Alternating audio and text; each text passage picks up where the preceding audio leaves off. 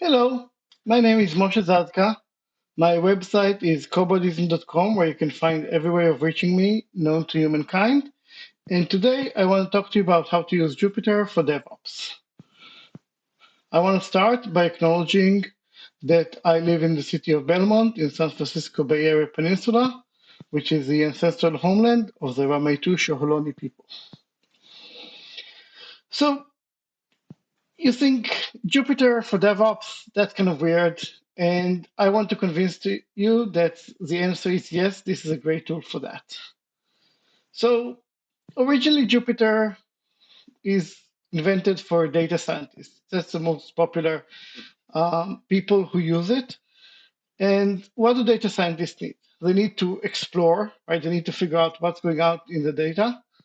They need to be able to automate, right? When new data comes in, they want to be able to run the same kind of analysis to see if their conclusions are still correct. And they want to share. Well, what do DevOps engineers need? Well, we need to explore, right? When we see a problem or when we need to do something, we are not really sure what is the best way to automate it.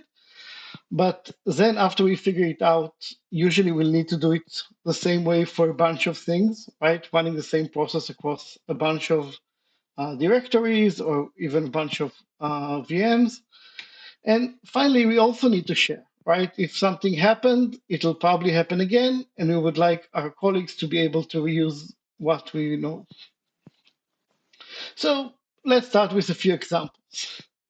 So I'll start with SSH, which, as we all know, is a cause of and a solution to pretty much every DevOps problem, right? Yes, there's like lots of modern ways to manage machines with abstractions, but at the end of the day, it's often the case that you just pull out your SSH and go in and figure out what's going on. And that's okay, right? Like, it's probably going to be the case for the foreseeable future. So, one thing that's cool is that we can use libraries like Paramiko to connect directly from Jupyter, right? We'll want to set like a reasonable missing host key policy, right? This is a default policy which for the command line client. And then we connect. I put in the parameters in something because it's not interesting really. Like there's a bunch of ways how to get the private key.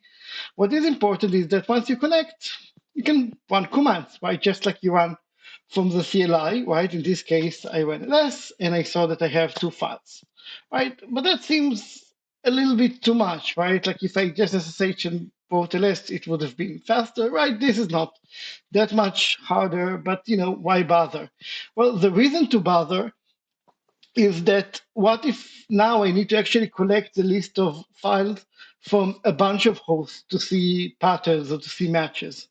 Well, because it's Python code, you just drop it in a loop, right? You put all the files, you put them in a set, and you can manipulate the set, right? If I had wanted to, I could have, keyed it on which host they came on. But in this case, I just want to know what are all the files that exist on all the hosts to kind of see if there's any problems, any file I'm not expecting or whatever, right? So this is pretty cool, right? We managed to take the same command we ran before and have it analyzed inline with Python without having to start temp filing and creating all kinds of weird shell pipelines that are much harder to replicate.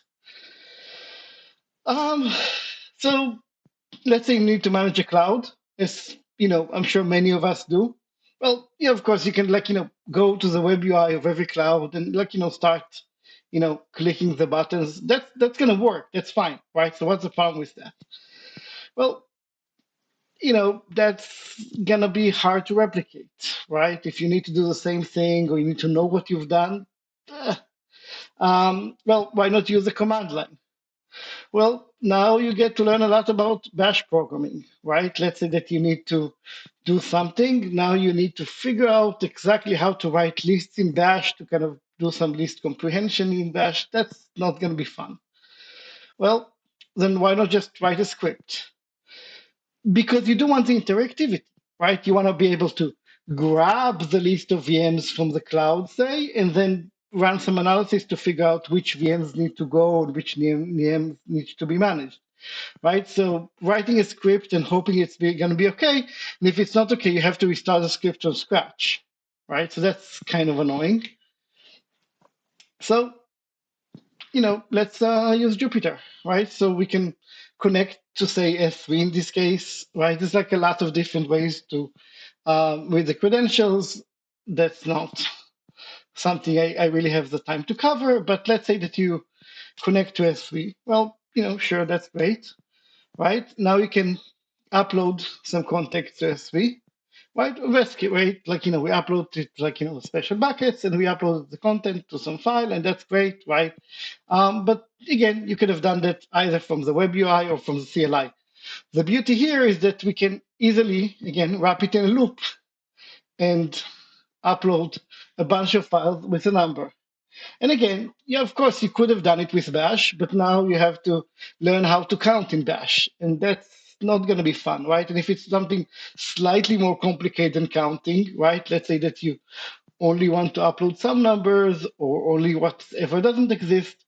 Now you're gonna have to learn a lot about how to manipulate variables in Bash. That's not fun, right? Again, here one nice thing is that it's interactive, right? Like I can first upload 5 files, check that I got it right, and then upload the next files, right? So if it's like 1,000 files, it's nice to be able to upload 5, check them manually, see that nothing has gone wrong, and then upload the next files. So this is pretty cool, right? It's all interactive. It's all inside a Jupyter notebook that you can then export and upload somewhere. So the other thing that often you have to do if you're doing any kind of DevOps or engineering productivity or site reliability is you're going to have to automate your source collaboration platform, right? There's like many of them, GitHub, GitLab, Bitbucket.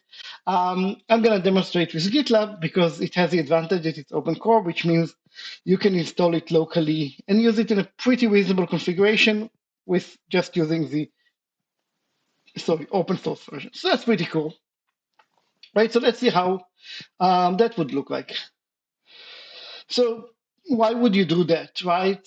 Again, sometimes you have a lot of repositories and you need to do some change or you need to check something on all the repositories, right? Let's say that there's a new compliance rule and you need to generate a report. So you need to grab a bunch of repositories and analyze a bunch of data in them to generate some report or to prove that you're in compliance or maybe even to modify, but I'm not going to cover modification here because I definitely don't have time for that.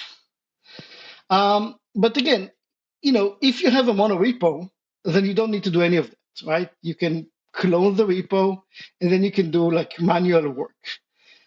But, not all of us work on monorepos, right? In fact, the natural way to work with all of these platforms is to work on micro repo or mid repos where you have a lot of repositories. So, luckily, all of those have good libraries for Python. Here we're using the GitLab library, and I just grab the token via the UI. I put it in a file, I read it, and now I can connect. Well, that's great, but again, I could have done that through the UI and save myself a bunch of time. But now let's say that I want to check that the length of the README is, something. So that's easy enough, right? Here I can grab the README and check that how many words it has. Right here, I'm just using white space separator for words. You can choose another regular expression, but I needed code to fit in a slide. But this will grab the README and spit out the number of words, right? So let's say that you have a standard that the README cannot be over a certain amount of words. If it's more than that, you have to, put a different documentation. Again, now you can run it over all your repositories, and that's going to be pretty great. So my call to action to you is use Jupyter for your DevOps, right? It's a really great tool. You can use it to prototype. You can use it to iterate on your prototypes.